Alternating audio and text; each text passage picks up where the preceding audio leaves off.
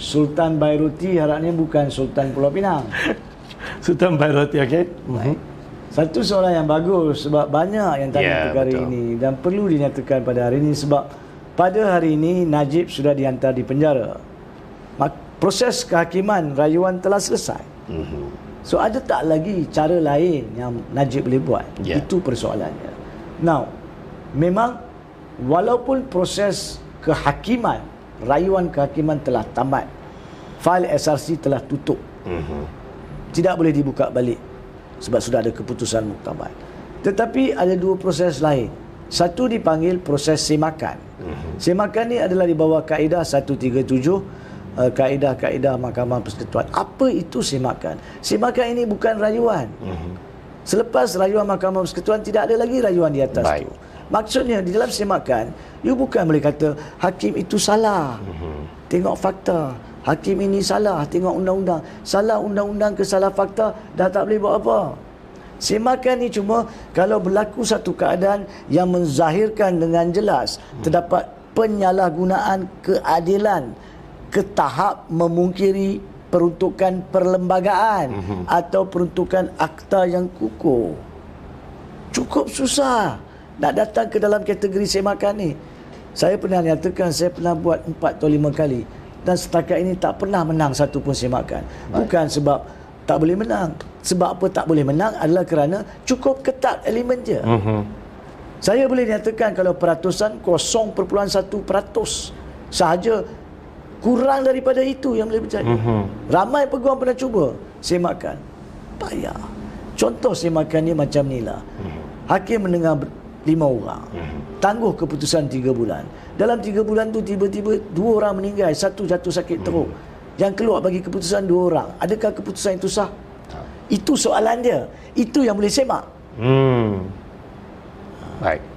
Perkara macam tu. Ataupun daripada 5 orang ni, tiba-tiba esok ke Najib Razak ataupun peguam dia, mana-mana peguam, katakan, kami baru dapat maklumat yang telah disembunyikan bahawa Hakim A merupakan penasihat SRC, Hakim B penasihat 1MDB, Hakim C penasihat Bank Negara, Hakim D penasihat CIMB, Hakim E penasihat AMM Bank.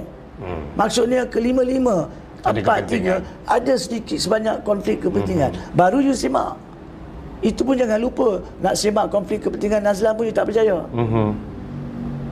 Jadi tak ada isu ni tidak membabitkan fakta SRC, tidak membabitkan undang-undang SRC.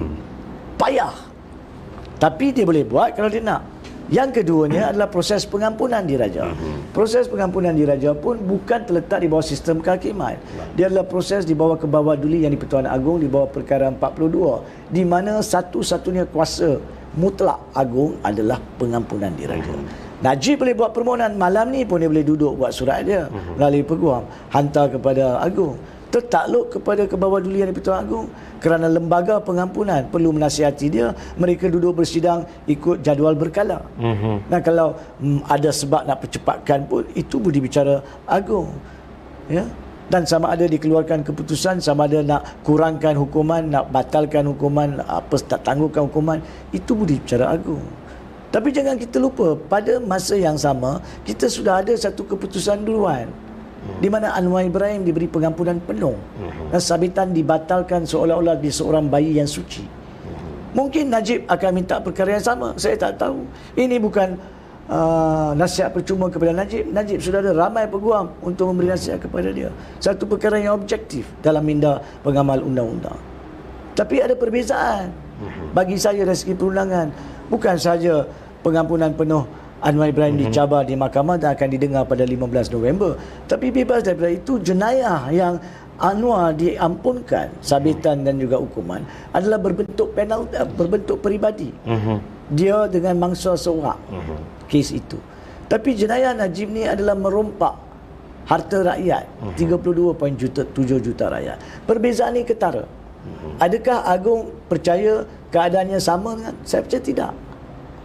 Saya yakin Kebawah-Duli yang di-Pertuan Agong mempunyai kebijaksanaan untuk melihat perbezaan antara Najib dan kes Anwar Ibrahim. Dan jangan kita lupa, kes Anwar Ibrahim masih dicabar.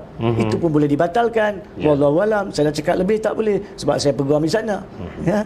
Jadi balik kepada ke sini, tertakluk kepada kebawadulian di Pertuan Agong. Tetapi sekiranya lah saya cuma nak sentuh perkara ini dengan penuh takzim kepada kebawadulian di Pertuan Agong, bahawa sekiranya lah dalam pandangan rakyat ada permohonan pengampunan di Raja Najib, dan jika dilayan dengan serta-merta oleh kebawadulian di Pertuan Agong dan diberikan suatu pengampunan seolah-olah pengampunan seperti Anwar Ibrahim, maka saya yakin, saya percaya ramai di kalangan rakyat tidak akan berpuas hati dengan keputusan kebawadulian di Pertuan Agong. Kerana apa? Sebab ini melibatkan periuk nasib hak rakyat. Bukan seorang mangsa yang telah dibunuh, bukan seorang mangsa yang mungkin dikatakan telah diliwat, ataupun sesiapa yang telah dicabul atau ditipu.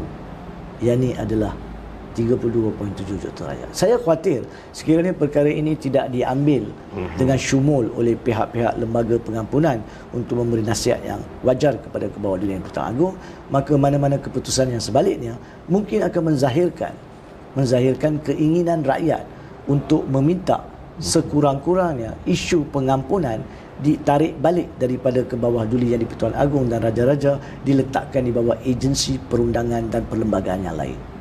Itu mungkin akan diminta. Saya cakap seadanya demi menghormati institusi diraja.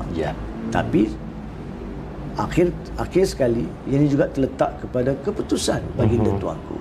Dan saya yakin baginda tuanku seorang yang di Pertuan Agong Malaysia tidak akan menghampakan rakyat Malaysia. Tapi budi bicaranya, walau bagaimana sekalipun, kedua-dua proses ini berlaku sementara Najib berada di dalam penjara. Memang ada kemungkinan peguam-peguam Najib, sama ada yang sama atau yang lain, akan buat permohonan untuk minta Najib diberikan jaminan sementara proses semakan dibuat, sementara pengampunan dilaksanakan oleh Agong.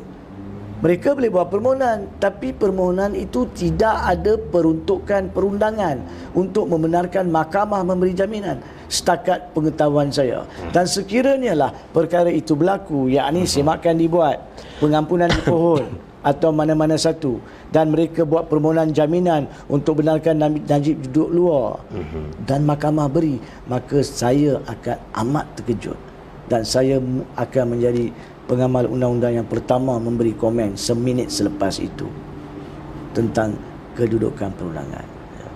Tidak ada peruntukan undang-undang setakat pada sekarang. Walau apa sekalipun, saya harap saya telah menjawab soalan Sultan Bairuti tentang kemungkinan yang boleh wujud dan isu berkaitan dengan perdengaran semakan bila berlaku. Mahkamah akan keluarkan OTP, Order to Produce, perintah untuk ditampilkan Najib Razak dari penjara, dibawa untuk mendengar permohonan. Kalau dibenarkan, dibebaslah. Kalau ditolak, dibawa terus kembali ke mahkamah. Seperti mana dalam kes-kes lain yang masih beliau hadapi perbicaraan, 1MDB, salah ubah laporan audit negara, IPIC, ketiga-tiga perbicaraan yang masih berjalan ni. Bila berjalan nanti, ada OTP dikeluarkan, mahkamah-mahkamah berkenaan akan keluarkan order to produce, perintah untuk ditampilkan, dan penjara kena patuh, kena bawa dengan escort, dan akan dibawa ke mahkamah dalam keadaan di situ, dan kemudian dia akan duduk di kotak tertuduh. Habis bicara hari itu, bawa balik, datang balik dan sebagainya. Itu prosesnya. Baik, terima kasih.